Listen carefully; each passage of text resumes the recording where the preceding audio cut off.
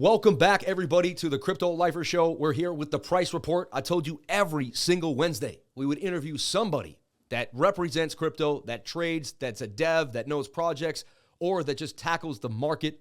My man right here, I've been watching for a while. I've shared the screen with a few times on Sin City Crypto, maybe somewhere else. I can't exactly remember, but we have definitely shared the screen, and I'm excited to bring him on. He's inspiring. He's super intelligent. He's super detailed, and I think he's one of the best on the tube. So check him out, everybody. Here is my man, Forrest from 0xStacker. Am I saying that correctly? Right? 0xStacker. 0xStacker. Whatever works, yeah. man. Yeah, what an intro, man. I'm honored to be on the channel. That's like I just got introed to like a WWE something or another. Like that was awesome. I love it. Yeah, and just I love the sharing the screen with you. I like your insights. I like the altcoins that you deep dive. I like, you do all sorts of things, macro, micro. You don't seem to shy away. And yeah, you use your skills kind of all over the market. So that inspired me when I found you. You were definitely someone I wanted to have on the show and be able to interview, kind of talk about. We're going to go through 3 articles that are relevant to the times right now. We're going to talk about some things that are happening right now, BUSD, stablecoin, and the like. But just like, introduce yourself, tell people where we can find you. And what I want to know is how you got started trading. I just want to know, like, what asset was it? Did you get into crypto? Were you in stocks? And then we're going to deep dive these awesome subjects. Yeah, absolutely. So kind of a lot there to unpack, but we'll get started. So my name is Forrest. On Twitter, I go by 0xStacker. So that's where you can find me. You can also check out my website at Sistine.ai. So the company I run is called Sistine Research. We're just a research-based crypto company. And our motto is very simple. We identify optimal or good risk reward opportunities in the market and present them to our clients. It's that simple. So it's a subscription-based research company. And then I also have a YouTube channel called Sistine Research. Super creative there in line with the branding. But all right, so how did I get started in crypto? Really first heard about crypto in like 2011, 2012. My brother was kind of like he's just always on top of trends, like pretty active on the internet, and kind of figured out and learned about Bitcoin in that 2011, 2012 era. He mined Bitcoin on a laptop very early on. Wow. Lost the laptop. It's a story that you hear so frequently. I remember syncing a Bitcoin node on my laptop back then, and this was kind of just on the cusp of when you could really, like, I think in 2011, 2012, you could still use a laptop to mine, but it was like ASICs were kind of on the rise, and like you probably weren't going to make a lot of money. But at the same time, you could probably still pool your resources and get a pretty decent amount of Bitcoin. Back in 2011, 2012, it was so cheap. It didn't matter if you made money on the electricity or not, just as long as you were mining it at all, you were going to make money. I had my node synced 99%. It said 99% out of 100%. And it just sat there for like 2 days. I never tried to resync it. I just couldn't figure it out. So I just put it off to the side and never started mining Bitcoin. Ended up, I think I had like 1 or 2 Bitcoin early on. I bought it on BTC-E. That's an old exchange that went out of business due to like money laundering issues. So BTC-E was where I got my start trading and investing in crypto and altcoins. Still probably the highest return of my life was buying like 40 plus Ethereum when I was in college in 2016 on BTC-E. And was kind of just, that it was $12. So yeah, I was a college kid, but I was like, all right, I'm going to, just, put $400 or $500 that I set aside and saved up from part-time work and whatnot, working construction over the summers. And it's like, all right, I'm just going to roll the dice on Ethereum, read the white paper or whatever. And at the same time, I was putting, $50 into Feather Coin, $50 into Namecoin, $50 into Black Coin, $50 into all these different altcoins that were popping up. But obviously all of those are no longer around. Purecoin was like the first proof of stake cryptocurrency. So I thought proof of stake was revolutionary when I read about Purecoin. I was like, this is going to change the game. Purecoin's going to be huge. Actually, for a college kid, put a nice chunk of money into Purecoin. Never really went to anywhere, unfortunately. I was mining Vertcoin back then. That was one of the Vertcoin, yeah, that's another big one. Yeah. Man, flash from the past there. So I was in early, but just with very minuscule amounts of money at the same, like I wasn't full degen. I guess I was like a mini degen. Like, yeah, I would take $25 and toss it into an altcoin for the sake of, because it was kind of fun. I was kind of like I enjoyed the idea of maybe, doing day trading one day, maybe trading stocks. Obviously didn't really know what I was doing back in 2016. And then all of a sudden the 2017 bull market came around, and as a college kid, my 40 plus, 40 change, I don't know if it was like 42 or 44. I can't remember this time. That 40 plus Ethereum at the peak of the bull market was worth like $50,000+. And all of a sudden I was like, okay, well, that's like a down payment on a house when I get out of college. That's really interesting. And all these other altcoins were popping off. You had like Nano was huge. XRP went nuts, and there's a number of other Litecoin went off the chain. Obviously, Bitcoin had its most historic run up ever. Neo was Antminer, right? Was that? Yeah, Neo was huge. Oh. Yeah, in 2016, 2017, Tron went on like the run of a lifetime. Tron was like the first. You had like Dogecoin, but then Tron was the one that like it was when there was still like unit bias was really popular in the market. Like, oh, I can get so much Tron for 1 cent. Like if this goes to $1, and it's like ended up going to 6 cents or something, 6 or 7 cents, and then crashing. I thought it went to 27 cents. I just got kind of involved in crypto and altcoins. I don't know. What's up? I thought it went to 27 cents. I just remember trading Tron. It was one of the first coins I ever bought, and it like shut down Binance one night when I was trying to get out. Like everyone was in it, and like it couldn't handle the orders. Like the exchange, the exchange, like did it go that high? Wow. It was one of the first coins I ever bought, because I watched the movie and I was just searching coin market cap, and I was like, this is cool. Yeah, like literally that's how it started for me. Yeah, man. Those were the good old days. And then it really just kind of snowballed from there. Just, obviously, I made some money in that market because I got in to Ethereum at $12. It couldn't have not made money. But again, it was like with $400 or $500, ran it up to 50, 60K, rode a lot of that right back down, got out of college. And I was like, went from thinking, all right, maybe I could do this full time, to like, oh, I got to actually get a job. So I got a job in, as the bear market was starting in 2017, or really, early 2018. I graduated college in 2017, got a job in 2018. Not related to crypto. 2019 actually was averaging into the market, really did well buying the dip, the COVID dip in 2020, in March of 2020. Was not averaging in the bear market like I should have. So at that time, my wife and I had just gotten married. We got married in 2018. Congratulations. So we were saving up for a down payment on a house. Nice. So we were averaging that money that I should have been averaging in the market was just going into the down payment fund, which, hindsight's 2020.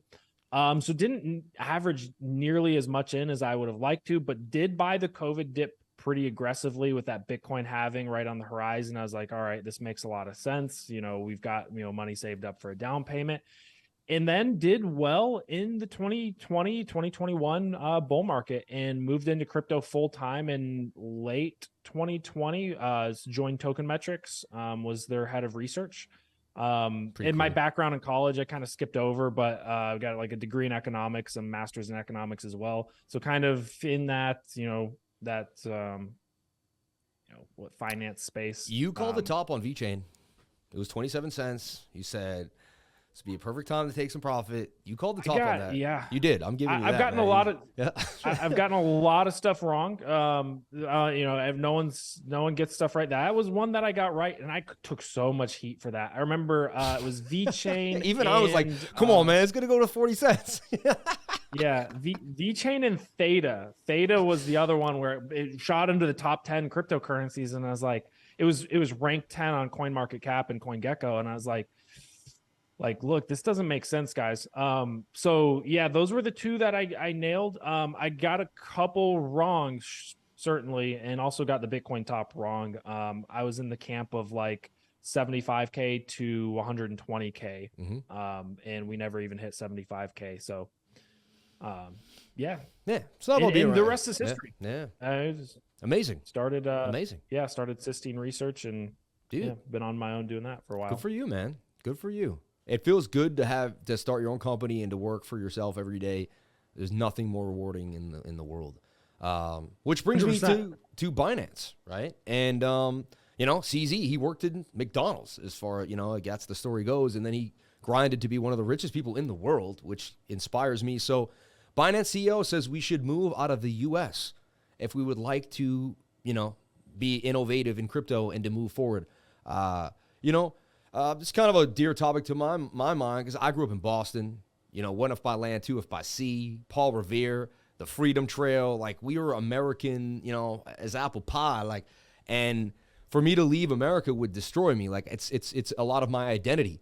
At the same time, I'm a pioneer, I'm an innovator, and I want to create and I want to move wherever that will of spirit brings me. And if I can't fully innovate and push forward all the way and I'm being held back, then I could see myself flying anywhere I needed to go. What do you think? Could you ever leave America? What do you think about the regulations? And just how do you feel about what's going on in the space right now? Yeah, so I feel very much the same way. I'm torn because I'm red, white, and blue patriotic. How I was raised, support the military. Yep. All of the above. Completely agree. But at the same time, there's been a really rapid change in, and I would refer to it. I don't want to get political, right? But I would refer to it as a rapid deterioration of America and American politics to some degree. And it's one of those things where do you stay and fight for the US? You stay and fight for the dream, or do you just see the writing on the wall and get out ahead of it and get out of Dodge to some degree and make sure that you have, the financial, you're financially, at the end of the day, myself and my family is my number one priority. And then, God, family, and then, maybe country. But it's really tough. And then you look at the tax benefits of leaving the United States. You look at the regulatory outlook. It's like, right now, being an investor and a business owner in the crypto industry within America is not very easy right now. They're not making it easy whatsoever. So, like, at the end of the day, if crypto is part of who I am and part of, obviously part of my income and what I depend on as a business owner, like, I've got to make the decision that best helps myself and my family. So, yeah, I've heavily considered moving to, obviously Puerto Rico's a really big one. There's a big crypto scene there as well. Probably not going to Dubai with, I know there's a huge crypto scene there and there's like great tax benefits, but my wife's not running to Dubai with me, and it is expensive to live there.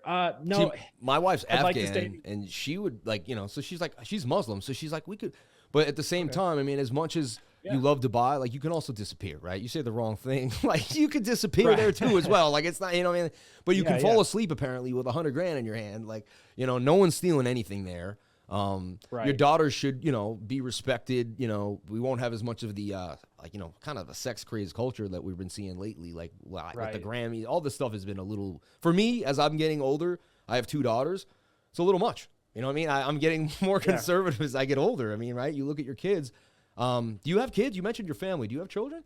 No kids. I have 2 dogs. One's blind, one's deaf. They're both like 3 years old. No, but I love that you're using the word family. You definitely seem like you're planning on creating some type of family. Yeah. At some point, But my wife and I kind of refer to us as a family, and in the future, you are for sure. Yeah, so, I didn't mean to.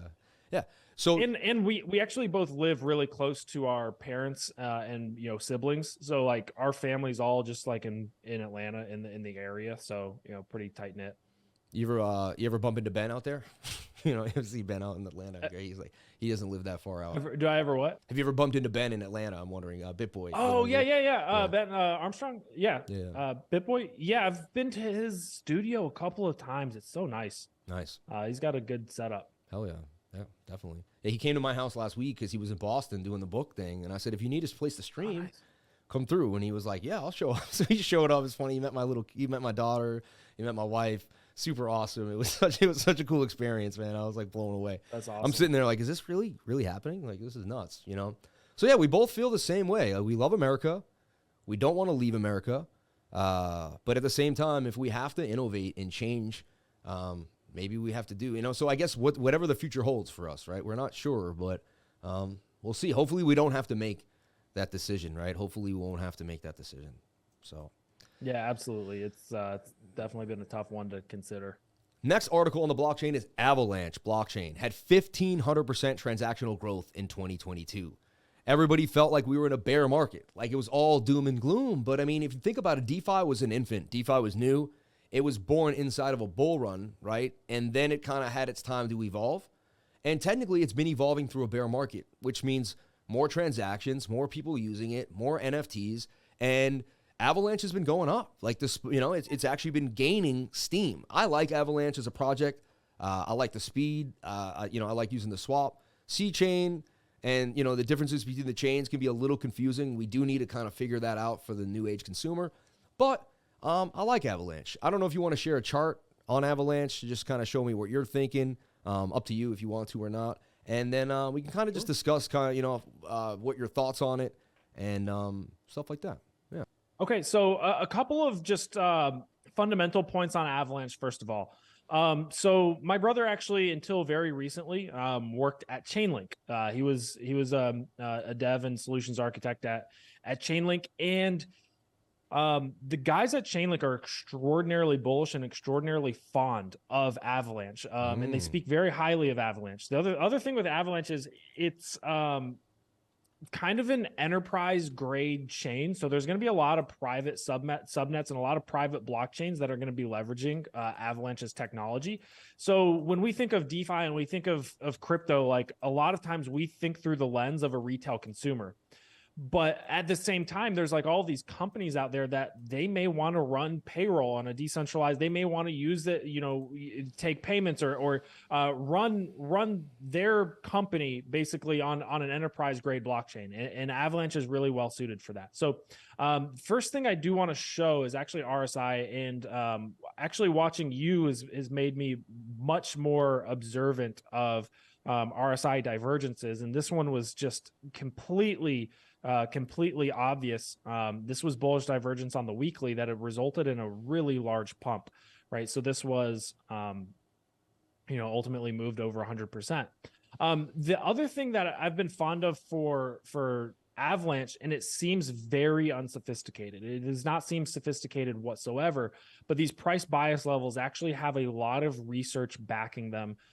There's been studies that have analyzed hundreds of millions of stock price transactions in these big even levels and half levels, basically tens and fives essentially.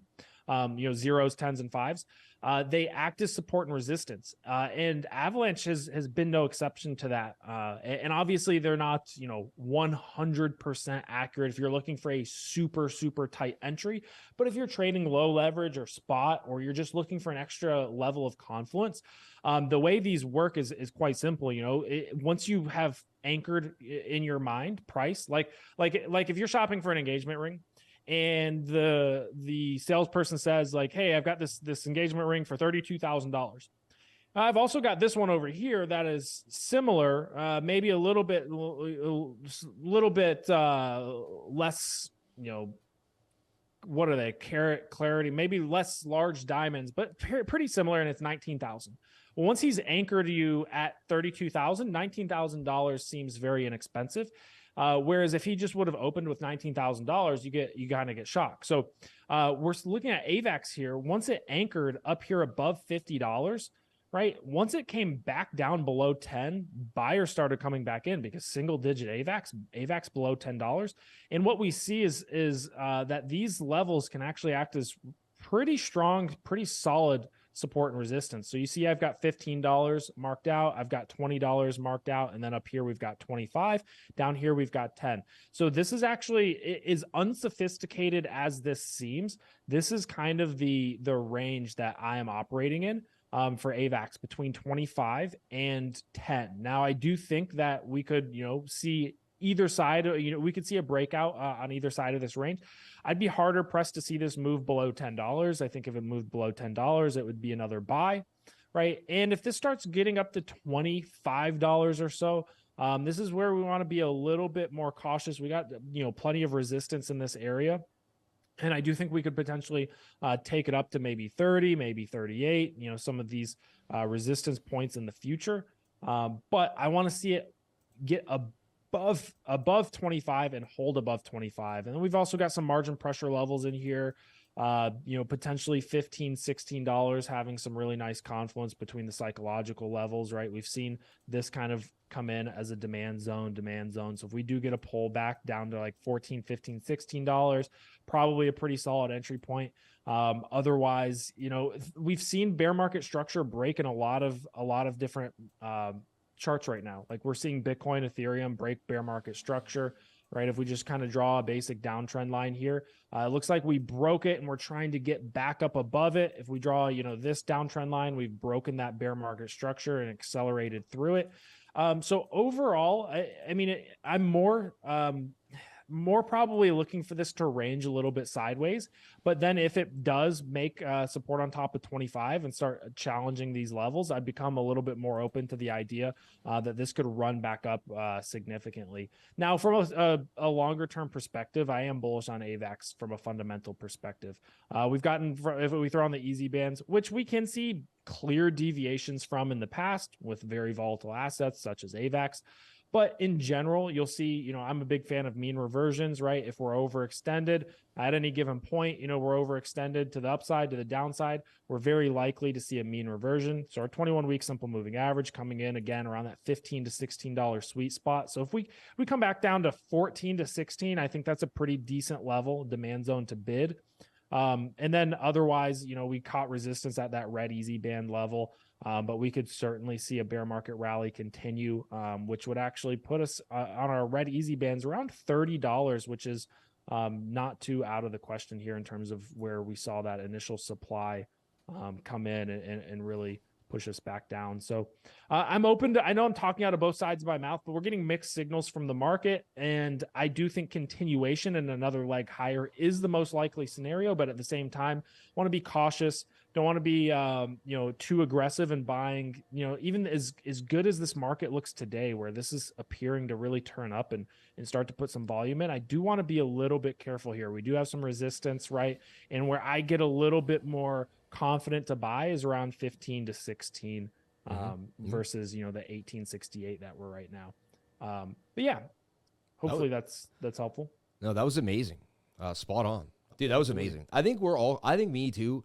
We're critical of ourselves as analysts because we're always like, a good analyst is showing you the data, man. You did a great, I was enthralled. Like, that was awesome. From what I saw, looked pretty spot on to me. So I'm just going to share my chart. Yeah, man, you got me on those divergences a little bit, finding them super useful, especially when we take a look at the weekly. Those larger time frames, man. So you kind of nailed the weekly, so I'm going to stay off of the bigger time frame, right? So what I'm doing now is I'm a big cup and handle guy. We have this cup. We had our bottom. And honestly, what I've been noticing too is I start to kind of play with slanted patterns, right? Like I'll know a pattern traditionally for years, and then I'll start to see that it is the pattern. Like this looks like an Adam and Eve, but it's slanted.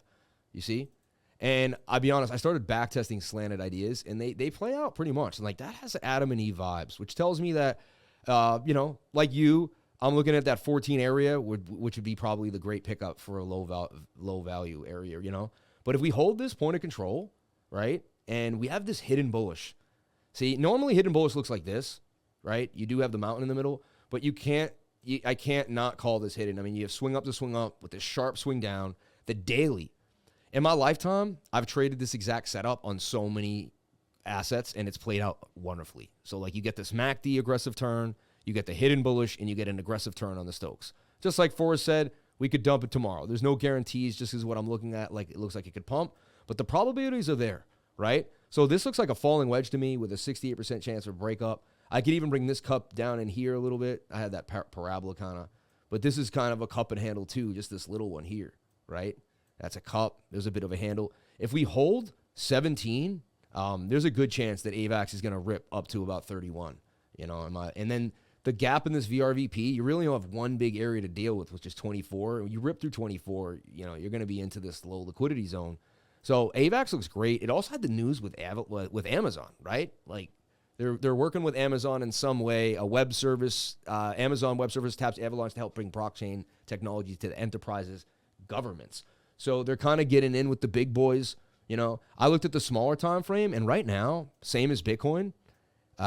Look, you're looking at this beautiful little ascending triangle that looks like it wants to break out. Now, it could, like you said, we're at a resistance. We're right at resistance right now.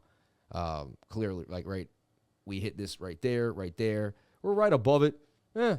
There's a good chance. I even think in the next few days, Avalanche could get up to 19. You know, but that's kind of what we're looking at for Avalanche. But so you do a lot of heavy research. Just from hearing you and watching your charts too, like I like this macro idea of, you know, here's an area where it's probably valued lower.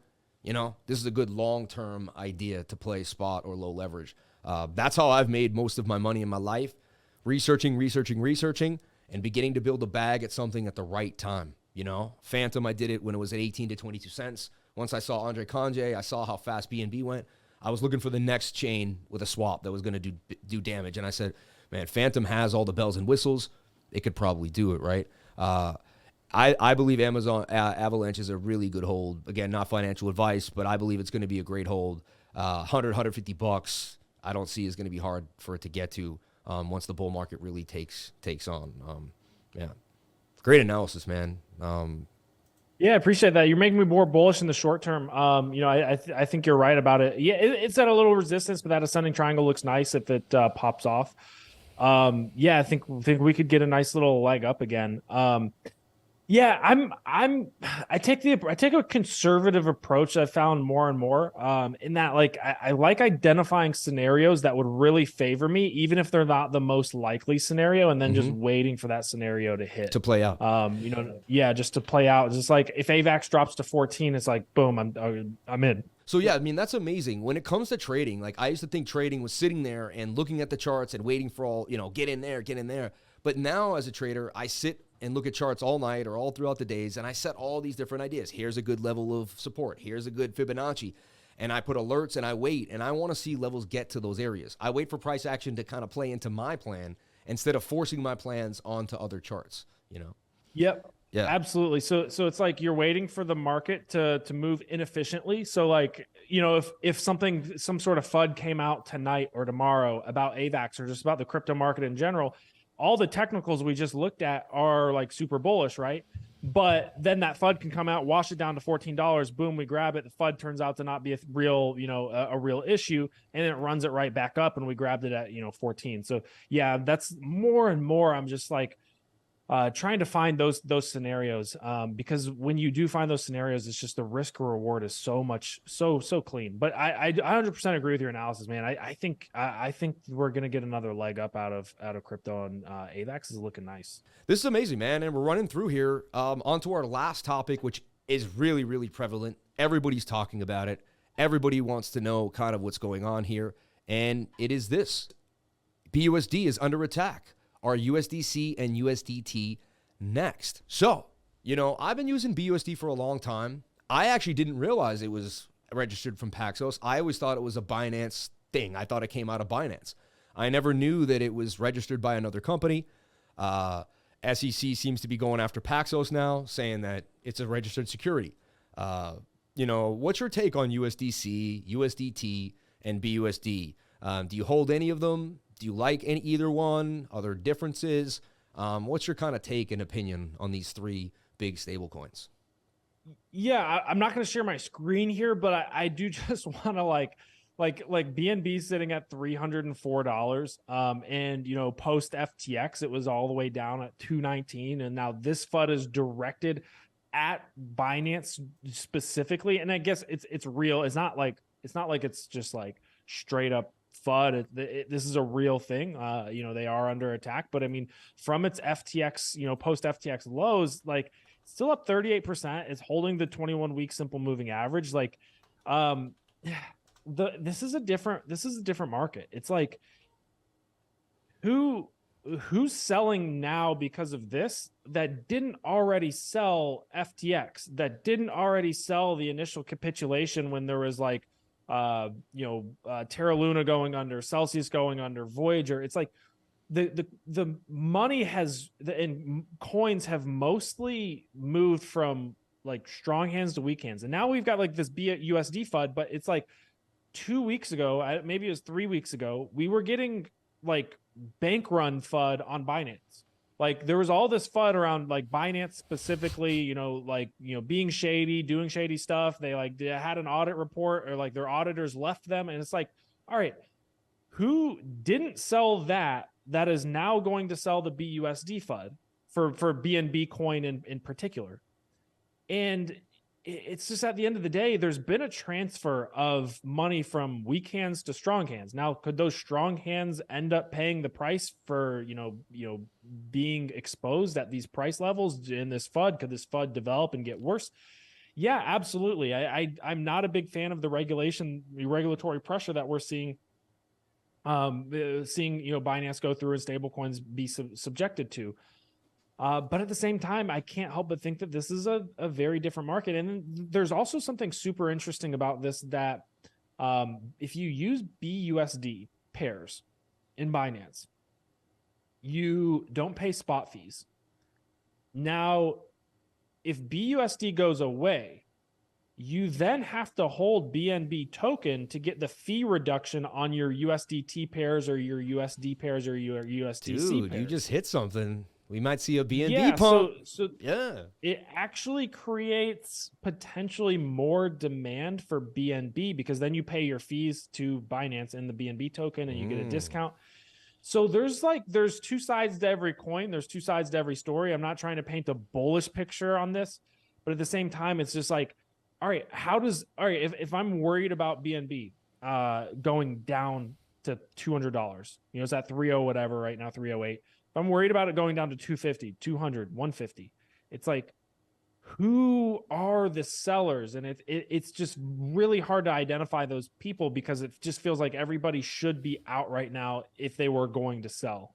So that's kind of, I approach it cautiously. I don't hold any BNB at the moment. But at the same time, it's just like, it's hard for me to be extraordinarily bearish on it, given, what I, said. I started buying BNB when it was $1, right?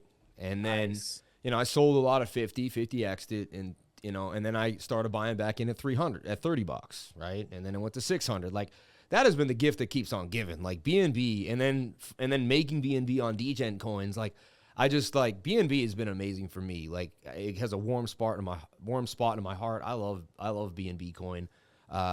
So yeah, I mean, 2-3 years from now, $1,000 a coin, easy. Like in my humble opinion, like without a doubt. But again, not financial advice, but just speculating and seeing how many transactions. Also, they're still building Binance Smart Chain. They're not done innovating that.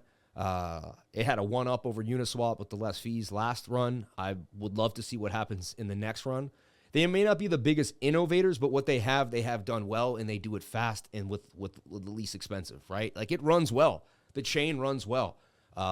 You can get gains. You don't have to pay a lot to stake. And so, yeah, I have nothing but great things to say about BNB. Really was one of the main reasons why, I made some good gains in 2017. And I also like CZ, man. I like the fact that he worked at McDonald's. I don't know many billionaires that came from zero. I mean, there are a few, but, a lot of the people in America, people that we know that are billionaires running the world probably were born with a silver spoon. Not all of them, a lot. There are self-made people out there, but, so I respect him in that nature. And I believe somehow that's going to carry over. I believe he has a good soul, good spirit. And Binance will prevail through all this in the long term somehow, some way. I don't know how, but, and like you said, people will gravitate towards the countries that innovate the best. And sad to say, it may not be the United States, unless we get our act together sometime soon. So, yeah. For sure. Man, this has been amazing, bro. We've covered charts. We covered topics. You gave us a little bit of your life, family stories. I appreciate you coming in. Thank you so much for coming on to the show. And if you want to just tell people where they can find you, I know you said it before, but you want to just, anyone who maybe tuned in or tuned out and they're watching the end of the stream, and we'll put your links in the description below too as well. And I can't wait to share the screen with you again, hopefully on Sin City Crypto one day or wherever we find ourselves on the internet, man. Thank you so much for taking your time out of your day to come to the Price Report and give us your awesome words. Yeah, 100%. It's an honor to be here. Thanks for having me on. I really, really appreciate it. A big fan of your channel and big fan of what you're doing. As far as where to find me, if you want to find me on Twitter, it's at 0xStacker. If you want to find me on YouTube, it's Sistine Research. And if you want to check out the website, it's sistine.ai. So like Sistine as the Sistine Chapel. And yeah, we do market research. So a mix of research deep dives, one-pager analysis. We have some airdrop guides that a lot of people are like yesterday. I don't know when this is going to air, but yesterday, as far as when it's going to air tonight. So yesterday, as the time of filming this, we had the Blur airdrop. I barely did any NFT transaction volume on Blur. Like I just did NFT transactions that I was going to do on OpenSea anyways on this exchange, Blur. And they paid me $1,000 in their airdrop for it. It's just nuts. So we've airdrop guides to give you the best opportunities to qualify for those airdrops, which can be lucrative and help pay for the subscription itself. I'm going to sign up, man. Yeah. I'm signing up. Yeah. I'm telling my wife tonight, we're going to sign up. I want to be a part of this. I like what you're doing. Nice. Looking forward to seeing you. Cool. All right, everyone. And that's the Price Report. We'll be back next Wednesday for another amazing interview and great information to bring you from all over the internet and cryptocurrency. Thank you so much for tuning in. Please comment, like, and subscribe. Find Forrest. Check him out on Twitter. He's on Twitter a lot. I see him doing all sorts of stuff out there. That's where I see him posting a lot. So find him on Twitter. Find him on YouTube. And I'm going to sign up for his letter and get into that, see what he's doing. There's good alpha in there. I want to know where the airdrops are. Even recently today, I heard about someone on my live stream, and he mentioned a guy that had never put any money into crypto, signed into a few airdrops, ended up getting $2,000 or $3,000. Now has like a nice portfolio of like 10 or 15,000, and he never put a dime into cryptocurrency. So that's pretty cool to see someone actually gaining and never even having to put any of their own money into crypto. Airdrops are key. Everyone, thank you so much, and we'll see you on the next live. Be safe and have a great night. God bless.